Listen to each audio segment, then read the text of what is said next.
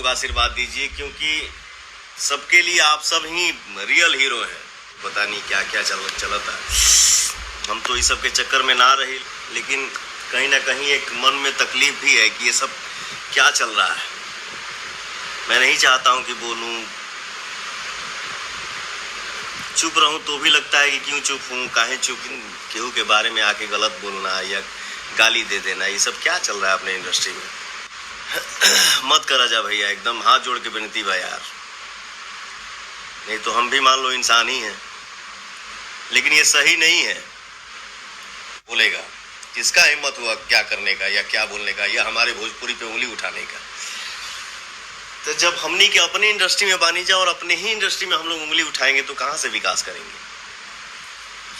ऐसा नहीं होना चाहिए। हम लोग ऐसा माहौल बनाए, हम लोग ऐसा